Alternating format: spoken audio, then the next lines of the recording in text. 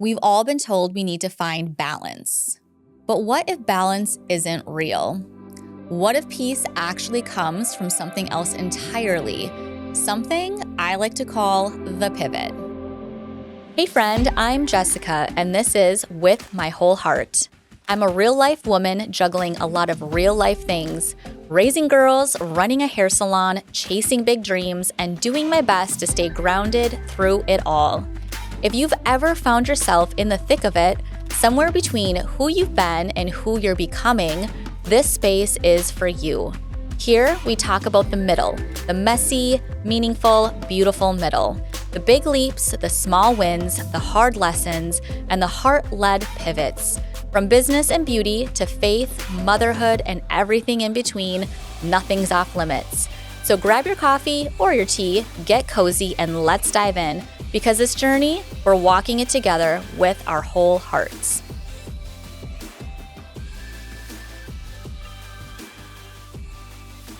You know those seasons where you're just trying to do everything and somehow it still feels like you're failing? You're pouring into your business, your marriage, your kids, and your friendships, and yet at the end of the day, you still crawl into bed thinking, I didn't do enough. That was me for years. Running Hustle and Heart, leading my team, training new stylists, being a mom of 3 girls, a wife, a daughter, a sister, an auntie, trying to show up as the best version of me in every single role and still feeling like I was dropping the ball somewhere. Every night felt like a tally of where I fell short. The email I didn't reply to, the bedtime story I rushed through, the friend I forgot to text back. No matter how much I accomplished, I went to bed feeling behind. And for the longest time, I thought the answer was balance.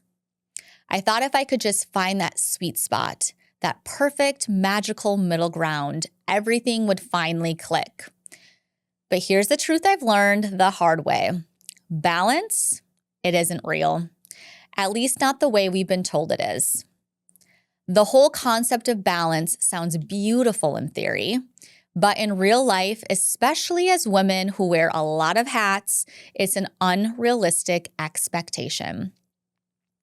When you're a salon owner, a leader, a mom, a wife, you don't get to clock out of one role and neatly clock into another. When I'm home, I'm still a salon owner. If something happens and my phone rings, I can't ignore it. If one of my stylists is calling, it's for a reason. So even when I'm off, I still have to be available. That's the tricky part about leadership. It's not a job you just get to turn off. It's something you carry in your heart, even when you're sitting on the couch folding laundry. But here's where it used to go sideways for me. I would answer that work call, handle the situation, and then I would stay there. One little moment of work would turn into me getting lost into tasks.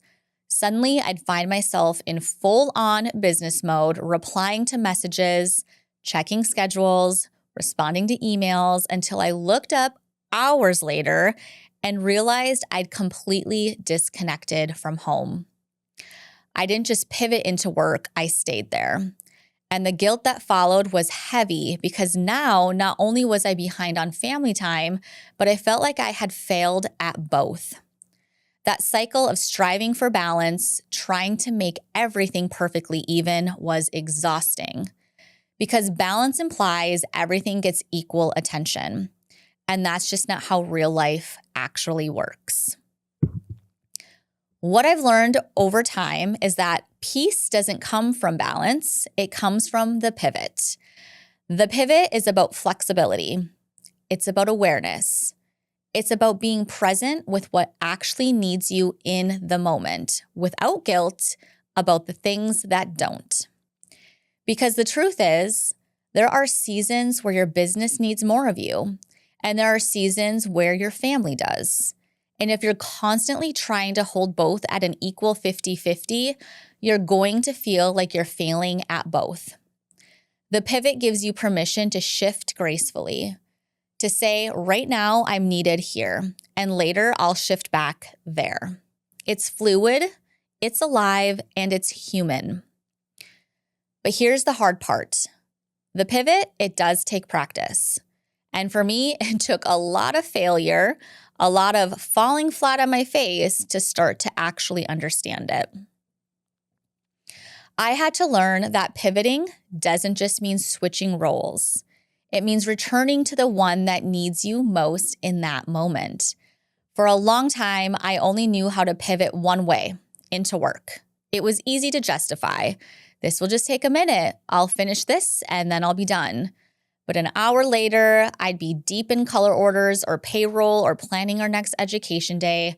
Meanwhile, dinner had come and gone, the kids had lost interest, and I was still mentally at the salon even though my body was home. That's when I realized balance wasn't the goal, awareness was. Because you can't find peace in trying to make everything perfectly equal, but you can find peace in knowing where you're needed, when you're needed, and having the grace to pivot when that changes. Once I stopped chasing balance, I started paying attention to rhythm. Rhythm, for me, looks like seasons and flow. It's not static, it moves with life. There are days when my family needs more of me, and that's the rhythm of that season. And there are times when the salon is in a launch or a new stylist is being trained, and I have to step in more fully as a leader there. The difference now is that I don't expect it all to look even. I expect it to move. That's what rhythm feels like. It's being aware of your capacity and honoring your season. It's knowing when to go all in and when to step back. It's not about having equal pieces. It's about creating harmony between the ones that matter most. And that's what I wish someone had told me years ago, because I would have saved myself a lot of guilt and unrealistic expectations. One of the most practical things I've done to protect that rhythm is creating intentional disconnection days. For me, that looks like Sundays being completely phone-free. The salon's closed, which means there's no urgent need for me to be on. If something comes up, it can wait until Monday morning. So every Sunday, my husband and I put our phones away. No work emails, no social media scrolling, no notifications pulling us out of the moment.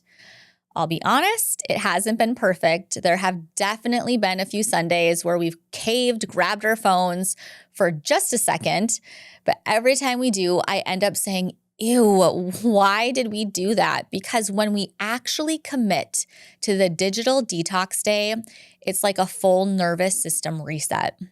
It's a palate cleanser for your brain. It clears space for joy again. That one change alone has given me so much peace. When I'm not tethered to my phone, I find myself doing real life things that fill me up, like painting with my daughter, Emmeline. I asked her what she wanted to do one Sunday, and she said, let's paint. So we sat together, brushes and canvases out, music playing, and I thought, this is what I've been missing. That moment where family time and personal joy overlap. And that's what rhythm looks like. It's the space where your presence creates peace. If you can find just one day a week to completely disconnect, no emails, no DMs, no notifications, I promise it is life-changing. You'll find time for the things you say you never have time for. You'll have more patience, more creativity, and a lot more fun. And you'll start to see that rhythm isn't something you have to chase. It's something you can create. Another rhythm I found that's changed everything is how I start my mornings. I used to grab my phone the second I woke up, scrolling emails, opening DMs, checking texts, and before I even had my tea, I was already reacting to the world. Now, I try not to touch my phone for at least 45 minutes after waking up. That time is mine. It's slow and it's quiet. I drink my tea, do a devotional, get ready, and let myself wake up with peace before I open my phone. Once I'm ready for work, then I'll check messages to make sure there's nothing urgent from the salon. And even social media, I push that off as long as possible, sometimes until midday. And honestly, it's been a game changer for my focus, my energy, and my mental space. When you stop letting everyone else's world set the tone for your day, you start leading your own life from a more grounded place. And then finally, one of my biggest lessons in protecting rhythm came from a hard boundary moment. I believe it was last Christmas. I had a stylist reach out to me on Christmas Eve, and I was dumb enough to answer the call. Now, to her credit, she didn't realize it was Christmas Eve. She was going through something and she needed to talk. But afterward, I remember sitting there thinking, this isn't healthy. That moment taught me that I had to draw stronger lines between my personal life and work life, not just for me, but for my family and my team. So now when I'm on vacation or celebrating a holiday, I set that boundary clearly. We use Voxer, which is an app for salon communication, and during those times, I turn off my notifications completely. The team knows they can still communicate with one another, but I don't get all of those alerts pulling me out of the moment that I'm in on vacation. And I tell them if there's a true emergency, like they've already tried our property manager, they've already checked in with a lead stylist, and there's absolutely no other option than to text me directly. That's the code for, this is serious, I really need you. Thankfully, I've never had to deal with that yet because they respect the boundary. And it's freed me up to actually rest, be present, and not feel like I have to be on call all the time. And yes, pro tip, don't forget to turn your apps back on when you do return from vacation because I've definitely missed messages that way too. So we're all human. Those 3 boundaries, phone-free Sundays, slow intentional mornings, and clear work boundaries during holidays and vacations have completely changed my ability to live in rhythm. They're not about perfection. They're about presence. They've helped me show up fully wherever I am in my business, my marriage, and my motherhood without feeling like I'm failing all of them at once. And that's what the pivot is really all about. So maybe you're listening to this as a salon owner, a stylist, or even a mom who's trying to keep all of the plates spinning and you're just tired. I want to remind you, balance isn't the goal. It's not even real. Peace is. And peace comes from rhythm, not perfection.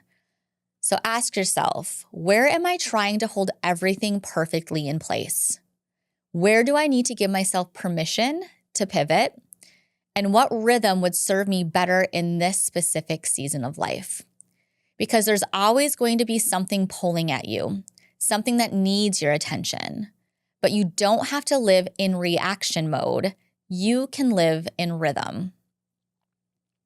Forget balance. Let's talk about the pivot because that's where the real growth happens, in those tiny moments where you shift from one role to another with grace, self-awareness, and peace. You don't have to be everything to everyone all at once. You just have to be present where you are. And I think that's what true rhythm looks like. So wherever you're listening from, whether you're in your car, cleaning your house, or heading home from work, I hope this reminds you that you're doing better than you think. You're allowed to pivot. You're allowed to flow. You're allowed to live in rhythm. Thank you for spending this time with me today. Your time is valuable, and I'm honored you spent it here. I hope something in this conversation met you right where you are. If it stirred something in your spirit or spoke to your heart, I'd truly love to hear about it. My DMs are always open. I love connecting with you. And as you go, just remember, you're not walking through this life alone. Until next time, stay grounded, keep showing up, and keep leaning into the purpose that's been placed on your heart. I'll be right here, cheering you on with my whole heart.